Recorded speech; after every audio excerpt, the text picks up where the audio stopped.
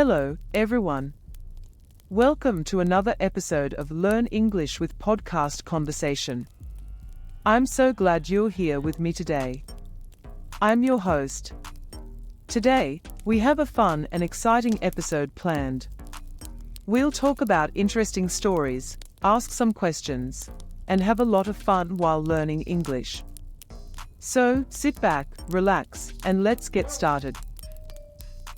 First, let me ask you a question. Do you like stories? I love stories. They can be funny, exciting, or even a bit scary sometimes. But most of all, they can help us learn new things in a fun way. Do you agree? Let me start with a funny story. Once, when I was a kid, I went to a birthday party. It was a costume party, and everyone had to dress up as their favorite character. I decided to go as a superhero. I had a red cape, a mask, and even a fake muscle suit. I felt like the coolest kid in the world. When I arrived at the party, everyone loved my costume. But there was a little problem. You see, the house where the party was held had a very small dog. This dog, for some reason, did not like my superhero costume. Maybe it was the cape, or the mask, or the muscles, I'm not sure. But every time I walked by, the dog would start barking and chasing me. At first, it was a bit scary. Imagine a small, barking dog chasing you around the house. But then, it became funny. I started running in circles, and the dog followed me everywhere. All the other kids were laughing so hard. Even the parents couldn't stop laughing. By the end of the party, the dog and I were friends. And I had learned an important lesson. Always be careful with your costume choices. Now, I have a few questions for you. Have you ever worn a funny costume? What was it? Did anything funny happen while you were wearing it? I'd love to hear your stories. Feel free to share them with me. You can write them down and practice your English writing skills. Or, you can tell a friend and practice your speaking skills. Stories are a great way to practice English because they are fun and interesting. Next, let's learn some fun facts. Did you know that a group of flamingos is called a flamboyance? Isn't that a cool word? Flamingos are such beautiful birds, and they often stand on one leg. Scientists believe they do this to keep their legs warm. Flamingos are also pink because of the food they eat. They eat a lot of shrimp and algae, which have pigments that turn their feathers pink. Isn't that fascinating? Here's another fun fact. Honey never spoils. Archaeologists have found pots of honey in ancient Egyptian tombs that are over 3,000 years old and still edible. So, if you ever find a very old jar of honey in your kitchen, don't throw it away. It's probably still good. Now, let's have a short English lesson. Today, we'll talk about homophones. Homophones are words that sound the same, but have different meanings and spellings. For example, flower and flower. A flower is a beautiful plant, and flour is used to make bread and cakes. Can you think of any other homophones? How about see and see? See means to look at something, and sea is a large body of salty water. Homophones can be tricky, but they can also be fun to learn and use. Now, let's get back to some more stories.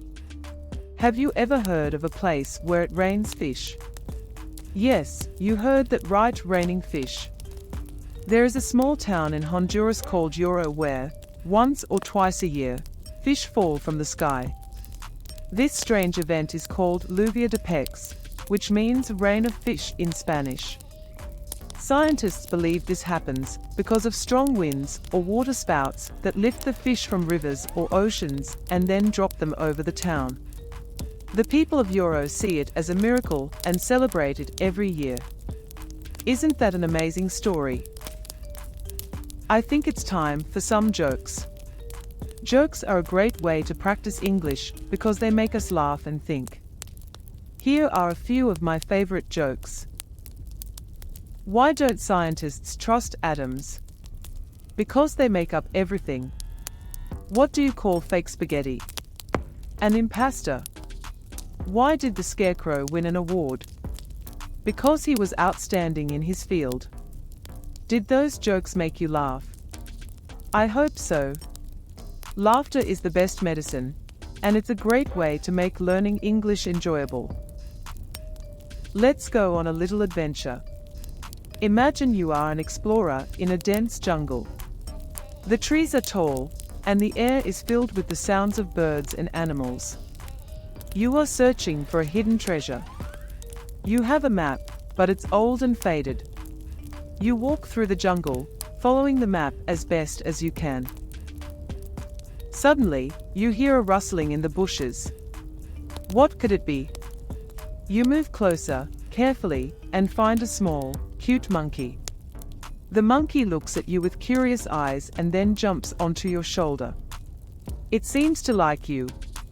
The monkey points to a direction, and you decide to follow it. After walking for a while, you find a hidden cave. Inside the cave, there are sparkling jewels and gold coins. You have found the treasure.